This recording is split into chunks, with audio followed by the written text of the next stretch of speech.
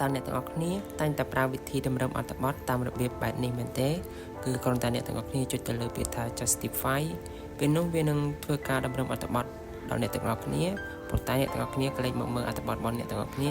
គឺអ្នកទាំងអស់គ្នានឹងឃើញថាវានឹងសល់គម្លាតឆ្ងាយពីគ្នាបែបនេះហ្នឹងហើយគឺគេអត់ធ្វើបែបនេះទេអ្នកទាំងអស់គ្នាគឺគេមាន tool មួយដែលប្រើសម្រាប់ក្នុងការតម្រឹមអត្ថបទដែលត្រឹមត្រូវគឺយើងទៅប្រើ tool ដែលមានឈ្មោះថា Thai Distribute វានឹងធ្វើឲ្យការតម្រឹមអត្ថបទរបស់យើងមានលក្ខណៈត្រឹមត្រូវនិងស្តង់ដារហើយវាទាញបាន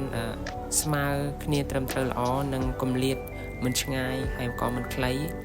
វានឹងធ្វើឲ្យអត្ថបទរបស់យើងស្តង់ដារជាលិខិតរដ្ឋបាលអូខេតើយើងទៅធ្វើការយកនៅ tool Thai Distribute ទាំងអស់គ្នាចុចទៅលើ file មួយមកបន្ទាប់មកអ្នកទាំងអស់គ្នាទៅរកពាក្យថា option អ្នកគ្នាចុចទៅលើពាក្យ option មួយបន្ទាប់មកអ្នកទាំងអស់គ្នាទៅរកពាក្យថា customize ribbon អ្នកគ្នាចុចទៅលើវាមកដល់ចំណុចនេះអ្នកទាំងអស់គ្នាទៅមើលពាក្យថា home នេះអ្នកទាំងអស់គ្នាកន្លែងខ្ញុំឆ្ងល់នោះ home អ្នកគ្នាចុចលើវាមួយមកហើយអ្នកទាំងអស់គ្នាចុចទៅលើពាក្យថាអ្នកទាំងអស់គ្នាចុចទៅលើពាក្យថា new group មួយមកបាទពេលនោះវានឹងបង្ហាញក្រុមថ្មីមួយឲ្យយើងនៅក្នុង home បន្ទាប់ពីអ្នកនរគ្នាបានគ្រប់ថ្មីហើយអ្នកនរគ្នាទៅមើលកន្លែងនេះកន្លែងខ្ញុំចង្អុលហ្នឹងអ្នកនរគ្នាចុចទៅលើពាក្យសញ្ញាព្រួញចុះមកក្រោមនឹងមកពាក្យថា all comment ចុចទៅលើវាមកបាទមកដល់ចំណុចនេះគឺអ្នកនរគ្នាទៅរកពាក្យថា Thai Distribute អ្នកនរគ្នាគ្រាន់តែ scroll មកក្រោមមកទៅរកអក្សរ T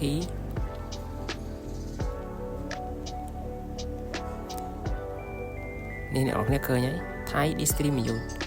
អ្នកនរគ្នាគាត់តែចុចទៅលើពាក្យ Thai Distribute មួយមកពេលនោះវានឹងមកលោតនៅកន្លែងនេះវានឹងចូលគ្រប់ដែលយើងបានបង្កើនមិញហ្នឹងបន្ទាប់ពីអ្នកនរគ្នាចុចរួចហើយអ្នកនរគ្នាគាត់តែចុចពាក្យថា OK ឬនោះអ្នកនរគ្នានឹងឃើញ tool មួយដែលមានឈ្មោះថា Thai Distribute ដែលនៅក្នុង home នៅកន្លែងនេះអ្នកនរគ្នាតោះអ្នកនរគ្នាយើងនឹងធ្វើការសាកតម្រឹមដោយប្រើ Thai Distribute